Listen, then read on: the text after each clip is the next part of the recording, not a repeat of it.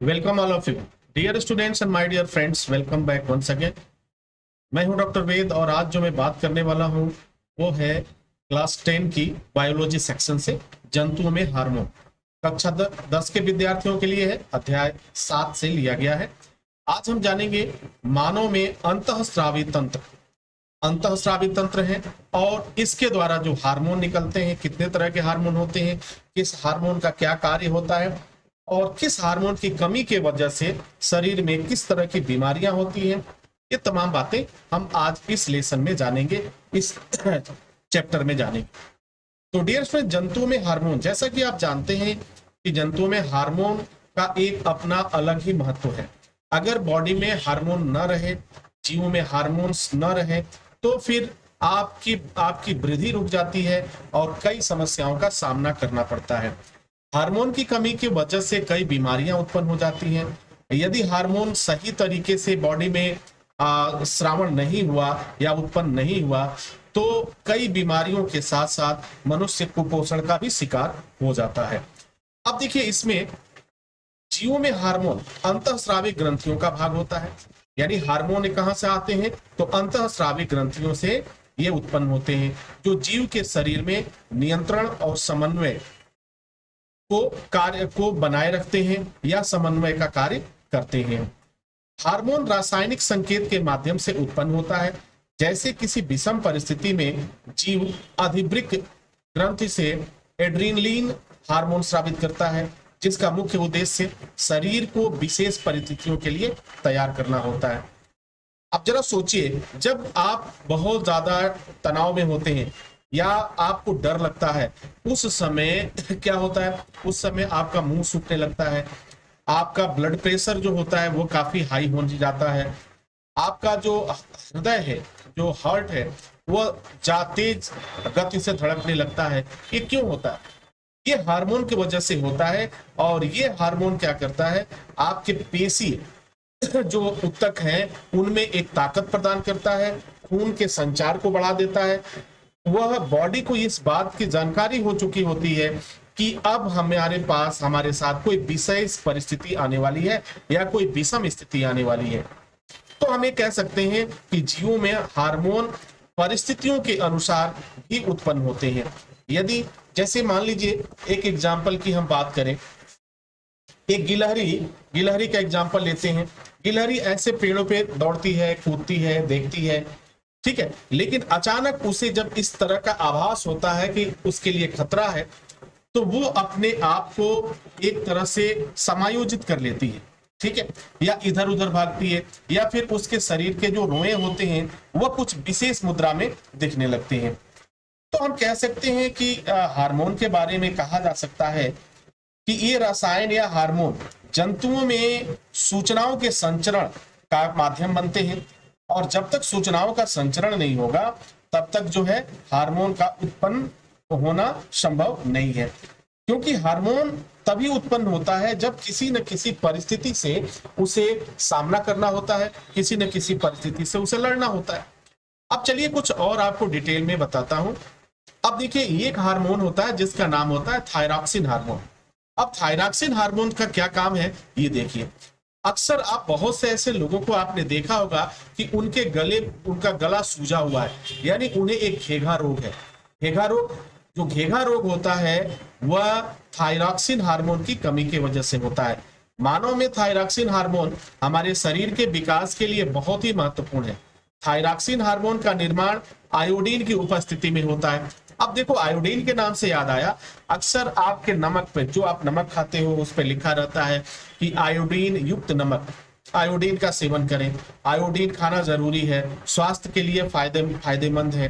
Doctor भी इसकी सलाह देते हैं कि आयोडीन युक्त नमक ही खाना है, क्योंकि जब तक आयोडीन नहीं रहेगा तब तक थायरॉक्सिन का श्रावण नहीं होगा, और जब थायरॉक्सिन हार्मोन आपके बॉडी में नहीं रहेगा तो आपको घेघा रोग हो जाएगा और उसमें आपका गला फूला हुआ और लटका हुआ दिखाई देता है। मनुष्य में थायरॉक्सिन हार्मोन ओवटू ग्रंथि द्वारा उत्पन्न किया जाता है। आयोडीन की कमी की वजह से थायरॉक्सिन हार्मोन की कमी हो जाती है, जिससे कि मानव में घेघा रोग या ग्वाइटर रोग हो जाता है। हिंदी में घेघा और अंग्रेजी में इसे ग्वाइटर रोग कहा जाता है। अर्थात गले का अगला भाग फूलकर लटक जाता है और जिसके वजह से उसे काफी दिक्कतों का सामना करना पड़ता है। बहुत से लोग आज भी दिखाई देते हैं, लेकिन जब से आयोडीन का सेवन इंसान करने लगा, खाने लगा, तब से इस रोग पर अंकुश लग गया। अब ये बहुत कम देखने को मिलता है या रेयर केस में देखने को मिलता है। जब आपकी बॉडी में आयोडीन की कमी हो जाएगी, यानी आयोडीन, नमक के साथ क्या मिला हुआ है, आयोडीन मिला हुआ है, तो अगर आयोडीन आपकी बॉडी में नहीं है तो थायरॉक्सिन हार्मोन क्या हो जाएगा, कम होगा या ना के बराबर होगा। और जब थायरॉक्सिन हार्मोन आपकी बॉडी में नहीं होगा डियर स्टूडेंट, तो क्या होगा, आपका गला सूज जाएगा और फिर वही घेघा के रूप में परिवर्तित हो जाएगा। ठीक है, आई होप कि आप समझ पा रहे होंगे इसे। अब चलिए अगला, एक और बात मैं बताऊं, मनुष्य का बौना होना। अक्सर आपने देखा होगा कि कोई व्यक्ति बहुत छोटा होता है और कोई व्यक्ति लंबा होता है। यानी ये छोटा और बड़ा क्यों होता है, सभी मनुष्य एक जैसे क्यों नहीं हो जाते, कुछ लोग छोटे होते हैं, कुछ लोग बड़े होते हैं, और जो आवश्यकता से अधिक छोटे होते हैं उन्हें बौना कहा जाता है। जो आप देख पाते हैं, जो बौने होते हैं उनका विकास रुक जाता है और वह कुछ निश्चित हाइट पे ही वो रुक जाते हैं। अब ये क्यों होता है, इसके बारे में जरा जान लेते हैं और समझ लेते हैं। तो डियर स्टूडेंट्स, होता क्या है कि मनुष्य के शरीर की लंबाई बौना होना या अधिक होना यह हार्मोन पर निर्भर करता है। यदि आपके बॉडी में ये लंबाई वाले हार्मोन अगर सही मात्रा में नहीं हुए तो फिर आप बौना हो जाते हो। अगर यही हार्मोन प्रॉपर वे में रहा और अच्छी मात्रा में रहा तो आपकी एक अच्छी लंबाई बढ़ती है। अब देखो, ये जो हार्मोन होता है वह हार्मोन पीयूष ग्रंथि से निकलता है। मनुष्य को लंबा करने वाला जो हार्मोन होता है या छोटा कर देता है, यानी छोटा कब करेगा, जब हार्मोन रहेगा ही नहीं, हार्मोन की कमी हो जाएगी। और यह हार्मोन जो है पीयूष ग्रंथि से उत्पन्न होता है। ठीक है, इसे वृद्धि हार्मोन भी कहा जाता है। वृद्धि हार्मोन इसलिए कहा जाता है कि बॉडी की लंबाई बढ़ती है, लंबाई बढ़ती है, इसीलिए इसे वृद्धि हार्मोन भी कहा जाता है। इस हार्मोन की कमी के कारण मनुष्य क्या हो जाता है, छोटा हो जाता है या बौना हो जाता है। पीयूष ग्रंथि से निकलने वाला हार्मोन मनुष्य की लंबाई के लिए जिम्मेदार होता है, अर्थात मनुष्य की हाइट का बढ़ना पीयूष ग्रंथि से निकलने वाला हार्मोन होता है। अगर हाइट बढ़ेगा, कब बढ़ेगा, जब पीयूष ग्रंथि प्रॉपर कंडीशन में, प्रॉपर तरीके से ये हार्मोन उत्पन्न करती हो, तभी जाकर आपका हाइट बढ़ेगा। यदि ये ग्लैंड काम करना बंद कर दे या हार्मोन की कमी हो जाए तो इंसान बौना हो जाता है, मनुष्य बौना हो जाता है। ओके, चलिए आगे अगले टॉपिक पे चलते हैं। अगला टॉपिक हमारा है मनुष्य में यौवनारंभ, यानी मनुष्य में यौन काल की शुरुआत होना। एक ऐसी अवस्था जहां से जनन की शुरुआत का समय शुरू हो जाता है, उसे यौनारंभ कहते हैं। और ये यौनारंभ के बारे में अगर हम देखें तो ये मेल एंड फीमेल दोनों ही कैंडिडेट में समान रूप से होता है। तो ये जो हार्मोन होते हैं वह हार्मोन कुछ निश्चित समय से प्रारंभ होते हैं। और ये कब प्रारंभ होते हैं इसके बारे में जरा समझ लो। मानव में 10 से 12 वर्ष की आयु में शरीर में एक अचानक परिवर्तन दिखाई देने लगता है और मानव का यही परिवर्तन यौनारंभ कहलाता है। जैसे अगर मेल में देखें तो बहुत सारे आपको परिवर्तन दिखाई देगा, दाढ़ी आना शुरू हो जाती है, मूंछ आने शुरू हो जाते हैं। महिलाओं में देखा जाता है तो कई अंगों में बदलाव शुरू हो जाता है, कई अंग बढ़ने लगते हैं। तो ये क्या होता है, यौनारंभ होता है। ये उस समय में यौन काल को दर्शाता है, यानी ये समय वह समय होता है जो किशोरा अवस्था यहां से शुरुआत होती है। अब देखो, इसमें 2 तरह के हार्मोन होते हैं। पुरुष में टेस्टोस्टेरोन नामक हार्मोन होता है और मादा में एस्ट्रोजन हार्मोन होता है।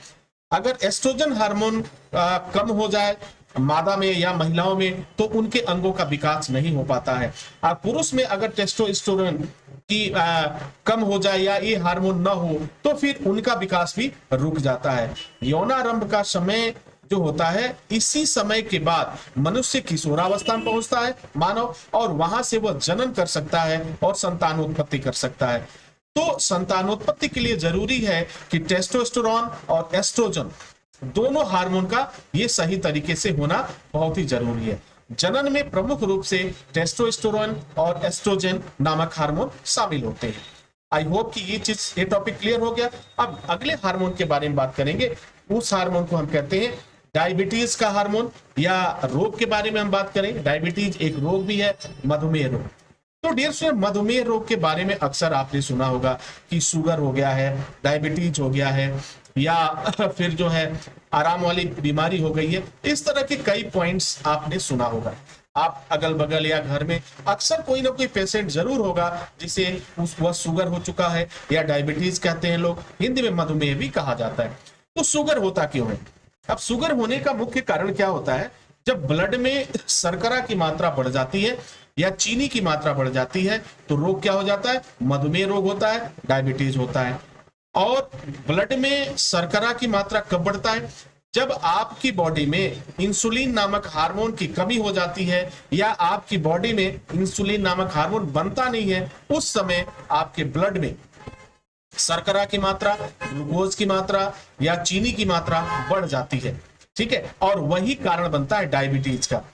और मनुष्य में जो ये हार्मोन आता है वह अग्नाशय के द्वारा आता है। अगर अग्नाशय सही तरीके से काम न करे तो फिर इंसुलिन का निर्माण नहीं होगा। इंसुलिन की कमी होने पर मनुष्य के खून में शर्करा की मात्रा बढ़ जाती है, जिससे कि मधुमेह रोग हो जाता है। रोग की अधिकता होने पर रोगी इंसुलिन नामक हार्मोन का इंजेक्शन या सुई लगवाता है, जिससे कि खून में शुगर की मात्रा को कम किया जा सके। यही देखा गया है कि शुगर की मात्रा यानी शर्करा, शुगर की मात्रा का मतलब क्या हुआ? शुगर मतलब चीनी। शर्करा की मात्रा को रुधिर में या खून में एक संतुलन बनाए रखने के लिए इंसुलिन नामक हार्मोन काफी जिम्मेदार होता है। ठीक है, अब इंसुलिन कैसे काम करता है? आप इस इमेज से देख पा रहे हो कि इंसुलिन कैसे काम करता है। ब्लड का फ्लो हो रहा है और इस ब्लड में आप देख पा रहे हो कि इंसुलिन धीरे धीरे एक छोटे टुकड़ों के माध्यम से जा रहा है, थोड़ी थोड़ी मात्रा में जा रहा है। क्यों जा रहा है? कि अगर हमारे ब्लड में शर्करा की मात्रा अधिक है तो उसे वो मैनेज कर देगा, उसे वह क्या करेगा? उसे डिसॉल्व करेगा। ठीक है, तो इंसुलिन कार्य कैसे करता है, इसको भाषा में अगर आपको राइट करना हो तो आप लिखेंगे, मानव के रुधिर में जैसे ही शर्करा अर्थात चीनी की मात्रा बढ़ जाती है तो अग्नाशय इसे तुरंत पहचान लेता है। ठीक है, और इंसुलिन नामक हार्मोन को उत्पन्न कर देता है, जिससे कि रुधिर या खून में शर्करा की मात्रा को नियंत्रित किया जा सके। यानी प्रमुख रूप से अगर कुछ जिम्मेदार है तो शुगर के लिए वो कौन होता है? इंसुलिन नामक हार्मोन। जब रुधिर में शर्करा का स्तर कम होगा तो इंसुलिन का उत्पन्न धीरे धीरे कम हो जाएगा, श्रावण कम हो जाएगा। और जैसे ही रुधिर में यानी खून में शर्करा की मात्रा बढ़ेगी तो हमारी बॉडी जो है अचानक इंसुलिन का निर्माण तेज कर देती है, क्योंकि उसे मालूम है कि अगर ब्लड में शर्करा की मात्रा अधिक हुआ तो ये हमारे बॉडी के लिए हानिकारक होगा, हार्मफुल होगा। तो डियर स्टूडेंट, आई होप कि ये सारी चीजें आप समझ चुके होंगे और इस लेसन में आज यहीं तक का सफर रहेगा। आप हर एक क्वेश्चन को बहुत आसानी से करिएगा, समझिएगा, जानने की कोशिश करिएगा। ठीक है, अगर कोई बात आपको समझ में नहीं आती है, कोई प्रॉब्लम्स होती है, मुझे आप मेल करेंगे, मुझे आप मैसेज करेंगे, मैं उसको समझाने की कोशिश करूंगा। इसी के साथ इजाजत चाहता हूं, नेक्स्ट वीडियो में हाजिर होंगे, तब तक के लिए wish you all the best. Thank you for watching, thank you for learning.